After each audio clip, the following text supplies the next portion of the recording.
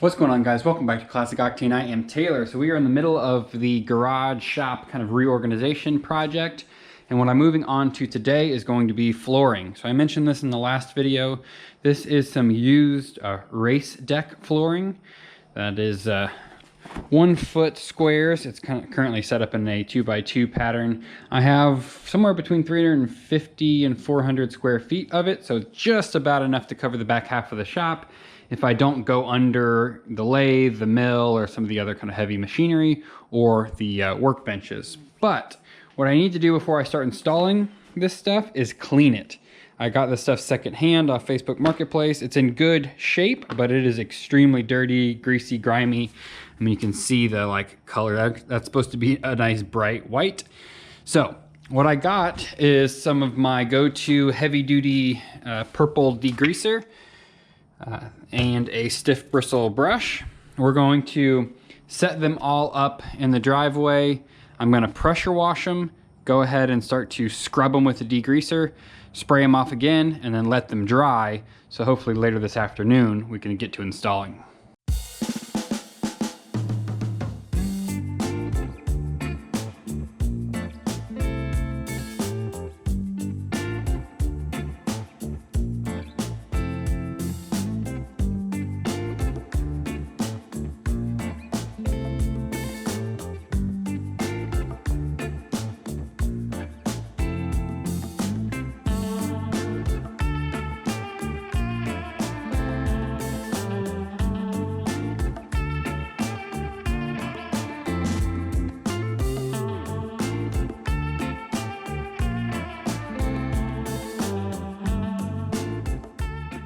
Flooring is all down, and truth be told, I'm kind of on the fence if I like it or not. One, the actual design itself, I'm like, I haven't decided yet. I'm gonna kind of see how I feel over the next week or so. Two, I didn't quite have enough to kind of tuck in under the workbench and kind of fill in some of these gaps. So it just looks very incomplete at the moment. I would go ahead and order some more, but I don't know if maybe this particular design is discontinued, but I can't find these exact tiles online. So if we do order, some additional tiles, they're not quite gonna match. I don't think it'll be a huge deal because I can kind of blend them in random places, put some of the mismatched ones kind of underneath the welding table and kind of hide it. So I'm just gonna run with it as is for the next couple weeks, and then we can decide if we want to kind of fill everything else in or, maybe put this flooring in the front half of the shop and keep it just straight cement back here. I don't know. We'll figure that out later. What I want to do now is actually the first kind of welding fabrication project in the new setup. And what that's going to be is a stand or a bench for the finger brake to go on. So this welding table is definitely going to be a future project. Basically, what you're looking for in a welding table is for it to be a conductive metal, to be very sturdy, and to be flat on the top. And this is barely one of those things, so we'll definitely have to address that in the future. You can see how much of a gap is underneath this. Like this table just has a huge bow in it, and anyway, we'll fix that later. So this is the material I'm going to be using. This is just a 2-inch square tubing. I have a whole bunch of this stuff laying around. This is going to be pretty much the simplest design I can think of. We are going to build a box underneath each one of these feet. I think we're going to go with 28 inches tall, 15 inches wide or deep, and then the total support is going to be probably 52-ish inches wide. So what I'm going to start doing is just making some 28 by 15 squares, and then we'll move on to the center support, get it all welded up.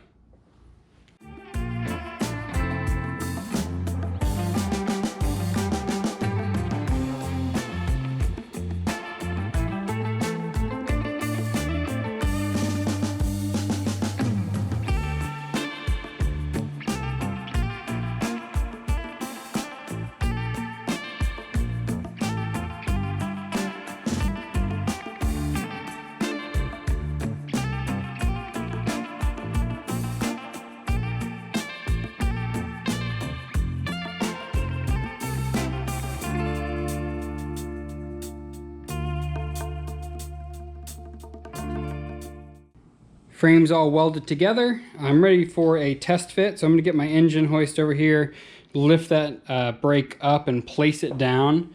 That way I can also not only test the fit, but also mark our holes for bolts to go through, because we're actually gonna bolt that directly to this frame. Once I drill the holes and everything looks good, we will hit this with a coat of paint, and then it'll be ready to go in its final position. Here it is all bolted together and painted. Really happy with how it turned out. It's nice and sturdy.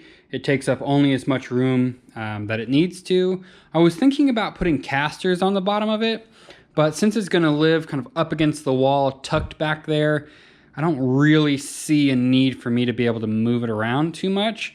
You know, if it was a tool that I needed to kind of constantly have access to the back, the only thing I can think of is if I had a really big piece that needed to kind of slide all the way through and I just need to bend like the front section of it. The wall might be in the way, but I can move this thing by hand. So in that rare case, I can just shuffle it out a little bit. I don't think it'll be that big of a deal. So I'm just going to scoot all this stuff out of the way. We'll tuck it back in its final place.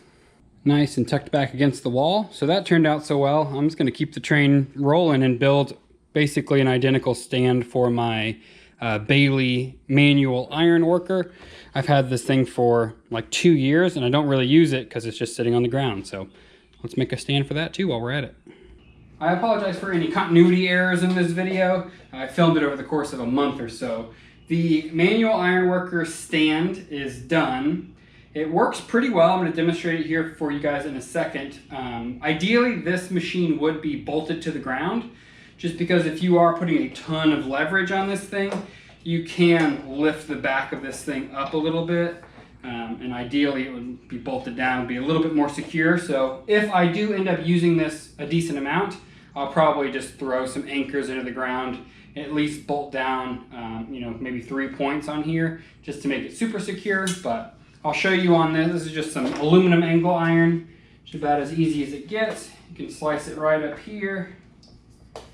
And just, that's it. Super clean cuts. Just gonna be, you know, a much faster, much more precise way of cutting stuff like this. You can also use it to cut sheet metal up to, I don't know, probably 8 inches. This is just some 16 gauge. You can put it in here right on the line I want. You can see it start to tilt a little bit, but it still just cuts right through it. We'll use a super clean cut, no real burrs or anything, and then nice and straight as well. So incorporating this into all of my metal fab is just going to increase the quality, which is the whole reason all these tools are here. So here's the main reason why this video has taken over a month to make. I had to wait for my new toolbox to come in. So this is the 72-inch toolbox from Harbor Freight.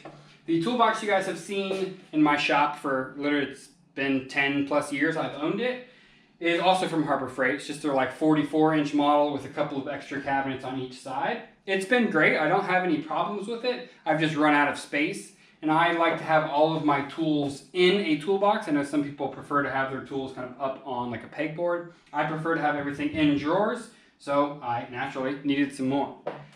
The name of the game today is going to be to figure out where this toolbox is going to live, how it's going to incorporate with the toolbox I already have, and getting this whole section of the shop over here kind of organized and in its final form, which is not going to be a small job. Here's the configuration that I figured out for the toolboxes. So we have the new big toolbox right here, the old toolbox right next to it. I've actually already transferred over most of my hand tools and everything. So this toolbox actually has a ton of open space in it now, which is great. I put a countertop over the top of this toolbox. So this still acts as a workbench, but it's not as big and bulky as my old wooden one. So this should still work out pretty well. I have all of my hardware in this small top cabinet here. It's not quite big enough for all of my storage needs. What I'd really like to do is source one of those tall Lista or Stanley Vidmark cabinets. That's like my ultimate dream for hardware storage. I just haven't found a good enough deal on one of those yet. So I'll have to figure out some sort of temporary hardware storage until we can figure that out. So now, believe it or not, we're going to move on to me undoing a lot of work that I did earlier in this video. So this floor, I've had it down for about a month now. and the verdict is in, it's not gonna work for me. So a couple of quick reasons why that is. One, I don't have enough of it to fill out the rest of the shop. Two, it's very loud. As I walk on it, you can hear every single footstep, and that's just not conducive for filming videos. And the final reason is it is very difficult to clean. So anytime you spill any kind of oil, it goes into the cracks and is really hard to get up. Or if you have a bunch of metal shavings or dust from grinding and you try and sweep it, it all just gets stuck in the cracks. I believe this floor is made more for parking on than it is for working on, if that makes sense. So it's gonna pain me, but I'm gonna go ahead and take the time to pull it all up. Luckily, I bought this stuff used, so I'll be able to turn around and sell it for the like $80 or $100 that I paid for it. So it's not a huge deal, it's just a little bit of loss in labor. What I did go ahead and do is buy another epoxy floor kit with their primer and degreaser. So that's gonna be what we're gonna do is I'm gonna pull all this up, we're gonna clean and degrease it, prime it, and re-epoxy everything. Got all the flooring out of the way, lifts up against the wall. Still have to find a place for the shear. And then this table will basically stay here and I'll just have to kind of paint around the wheels.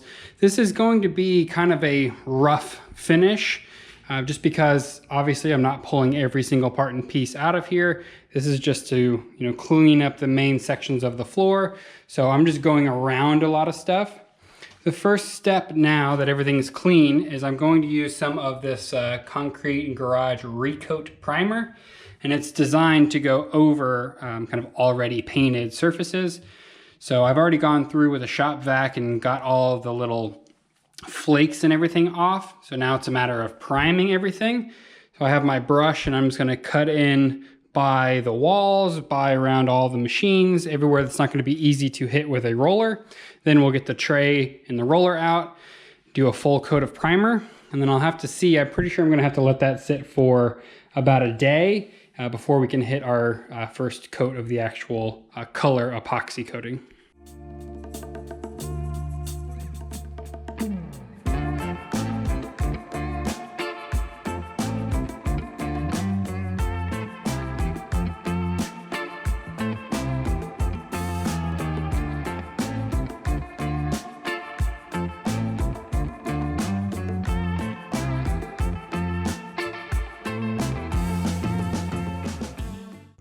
Layer of primer all done. So now I'm supposed to wait between 6 and 48 hours. It's late afternoon right now, so I'm just gonna pick up tomorrow morning and start to lay down our first actual epoxy coat. But I mean, the results already, this is nuts. I mean, I am very, very happy with the decision to get rid of the checkered floor and go back to a nice clean epoxy. I haven't seen it, this clean in almost 2 years. So I'm stoked on how it's turning out so far. The epoxy coating is all done. This stuff is quite a bit thinner than I remember it being last time I did this, but because we did that primer coat, that left us a very uniform finish. It took the kind of bare concrete parts and the still slightly coated parts and made it all one uniform color. And then this had no problem covering that. So I would definitely suggest using that primer. I didn't actually use that the first time I did this, and I trust the results are going to be a little bit better. What is yet to be determined is how long this coating lasts. Last time I did this, it was probably 6-7 months before it looked really rough, but I'm hoping the primer buys us a little bit more time. And then also I want to put down some rubber mats and maybe some carpet and stuff in certain high traffic areas to try and keep the floor looking good. But it's nice to know that we can just buy another one of these kits and kind of recoat the floor whenever it looks a little bit too rough. Well, that's where I'm gonna call it for this video, guys. Once this dries tomorrow, I can start to move this huge pile of stuff back into its final position. At some point, like I mentioned earlier in the video, I am going to need to redo the front half of the garage because you see we have a very strong line of nice looking floor and then old and busted floor. So at some point I'm gonna need to move everything into this section of the garage and redo this whole process, but I'm not gonna bore you guys with that because it's literally gonna be exactly the same thing we just did. So if you guys have made it this far in the video, I really do appreciate it. Thanks for watching as always, and I'll see you guys on the next one.